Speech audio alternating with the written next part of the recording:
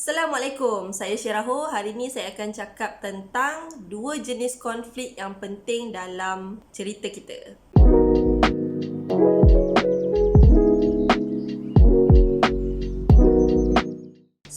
Sebelum saya pergi kepada dua jenis konflik yang penting, saya nak cerita tentang kenapa konflik ni penting lah. Dia membuatkan rencah cerita kita ni jadi menarik. Kita sebagai manusia, sebenarnya kita lebih senang tertarik dengan konflik yang berlaku macam tu lah. Konflik ni dia berfungsi untuk menggerakkan plot kita. Bila cerita tu tak ada konflik, tak ada sesuatu elemen struggle, so bila tak ada konflik tu, dia menyebabkan macam cerita kita ni macam tak ada benda yang berlaku. Apa yang berlaku dalam cerita ni? Cerita ni nak cakap apa macam tu lah. Dia jadi macam membuatkan cerita mendatar bila tak ada konflik ataupun konflik tu tidak dilakukan dengan baik lah. Konflik ni juga penting untuk mengembangkan, mematangkan karakter kita. Even kita sendiri kan, kita sebagai manusia bila kita nak grow tu, biasanya kita grow tu bila kita keluar lah daripada comfort zone kita.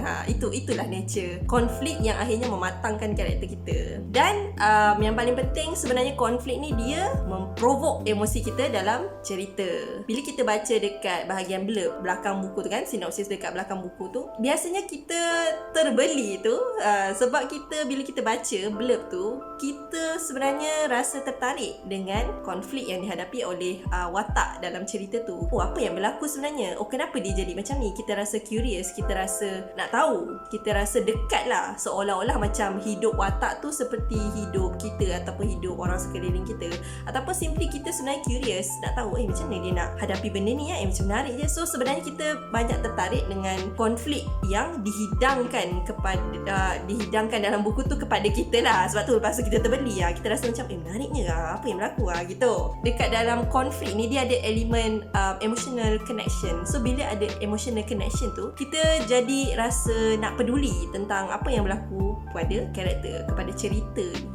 Bila konflik tu tak disusun dengan baik, dia akan cerita kita tu jadi terlalu mencapah. Kita macam tak tahu nak bawa pembaca kita ni ke mana, ataupun dia jadi macam boring. Mungkin sebab konfliknya terlalu mudah, ataupun konflik tu dia tidak dikembangkan dengan baik lah basically. So dia jadi macam walaupun selonggok segunung konflik, tetapi watak kita dapat hadapi dengan mudah. So dia akan menyebabkan cerita tu jadi a bit boring lah, a bit macam kita tak nampak struggle. The element of struggle, element of resist tu yang sebenarnya kita nak tengok. Sebab akhirnya kita nak tengok macam mana dia overcome benda tu. So, berbalik kepada tajuk yang saya cakap tadi, dua jenis konflik yang penting lah dalam cerita kita. Yang pertama adalah konflik luaran, kedua adalah konflik dalaman. Dalam cerita kita, konflik luaran dan konflik dalaman ni sebenarnya adalah satu konflik yang tak dapat dipisahkan. Sebenarnya dia macam saling berjalan seiringan, macam tu. Apakah dia konflik luaran? So konflik luaran ni adalah konflik yang karakter kita, yang watak kita tak boleh nak kontrol. Dia berlaku di luar kawalan watak kita. Contohnya macam aksiden, gagal dalam peperiksaan, kecurian, kena rompak ke.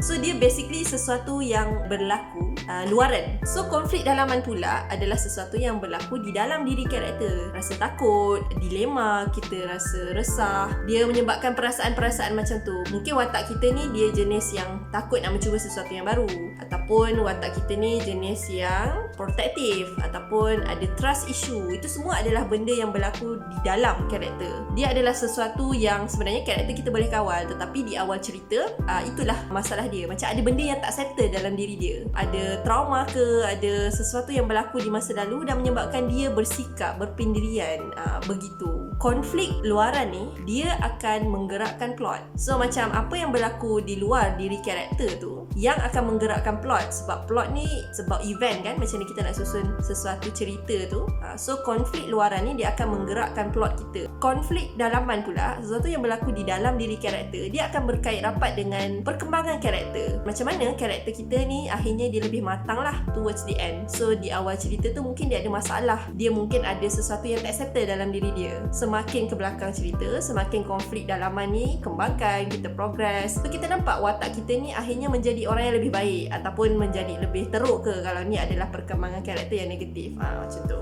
So apa yang saya nak cakap dekat sini adalah konflik dalaman dan konflik luaran ni dia saling berkait. Tak logik lah dipisahkan. Contohnya kan, macam saya gagal peperiksaan. Katakanlah kan, saya gagal gagal peperiksaan. Gagal peperiksaan tu adalah konflik luaran. Bila saya gagal dalam peperiksaan, logiknya saya akan rasa kecewa, saya akan rasa sedih, saya akan rasa putus asa ke. Hal yang berlaku di luar tentunya dia akan memberi kesan kepada dalaman saya. Itu contoh konflik yang luar, dia memberi kesan kepada dalaman. Ataupun konflik yang berlaku di dalam, dia memberi kesan kepada luaran. Contohnya saya ada sikap panas baran, susah nak kawal emosi saya. Saya jenis yang macam kalau ada benda yang saya tak suka, saya melenting. So itu adalah sesuatu yang dalaman, bersifat dalaman, tetapi dia memberi kesan kepada luaran saya. Contohnya bila saya bersikap panas baran, bila saya tak boleh terima pandangan orang lain, dia menyebabkan hubungan saya dengan orang lain tu lebih susah lah. So dia menyebabkan hubungan saya dengan mungkin rakan-rakan saya, keluarga saya jadi lebih susah nak berurusan. Ataupun bila kita panas baran ni, kita senang terbuat keputusan yang silap sebab kita nak ikut barang kita je kan.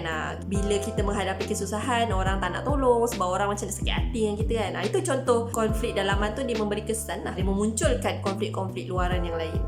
Anything yang happen di luar akan efek yang dalam, anything yang happen di dalam akan efek yang luar. Sepanjang cerita tu dia sentiasa adalah tentang macam mana akhirnya karakter kita ni dia nak solve konflik dalam diri dia dan dia nak solve konflik luar dia. Okey, contoh cerita saya petik novel Mawadah Ilmi kan, Mawadah Ilmi Ingin Pulang, tulisan Auni Zainal. So cerita ni dia bermula dengan konflik dalaman watak Mawadah. So watak Mawadah ni dia jenis yang tak boleh memaafkan diri dia. Ada sesuatu yang berlaku dalam hidup dia dan menyebabkan dia ada bersikap, dia susahlah nak maafkan diri dia, dia susah nak terima diri dia, dan dia rasa dia tak layak untuk bahagia, sampaikan dia rasa yang bila dia sedih je baru macam Tuhan terima dia. Itu konflik dalaman dia. Bila dia ada konflik dalaman yang begitu kan, dia menyebabkan hidup dia pun macam dia takut nak memulakan relationship dengan orang lain. Bila orang nak bantu dia, dia tak nak sebab dia rasa macam kalau dia terima bantuan orang tu, dia menyusahkan orang lain. Dia fikir macam tu pula.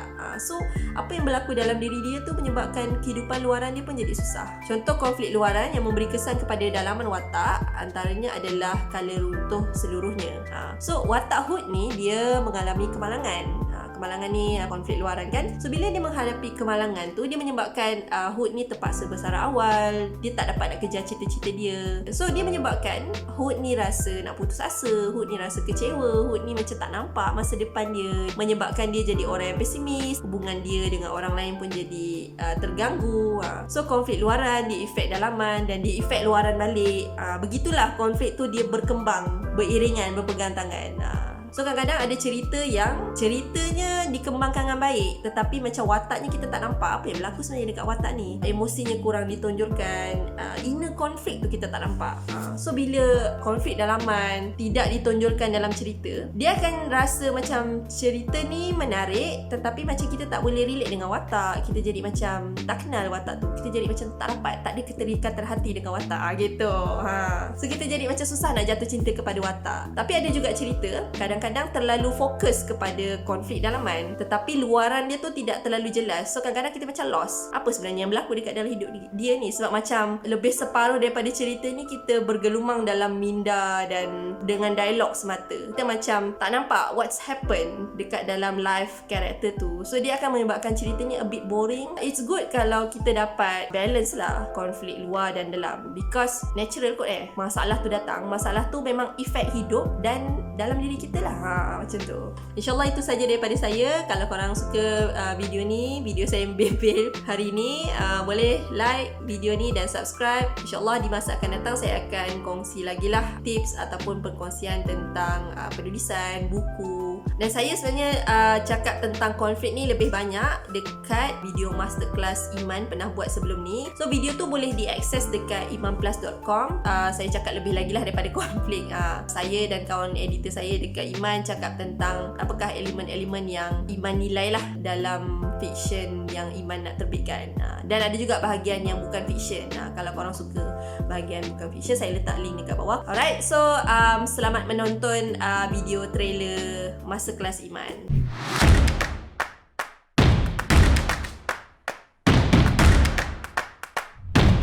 Okay, let's go. Apakah dia tujuan kita menulis? It's really important for you to know your audience first and foremost. Memanusiakan penulisan. Wah, Masya Allah, banyaknya terkantoi pula. So, semua orang dah tahu. Alamak. Kenapa kita kena yang niat nak browsing je tapi terbeli macam tu lah. Nak sebut konflik ni macam nak sebut konflik pun ada juga. Konflik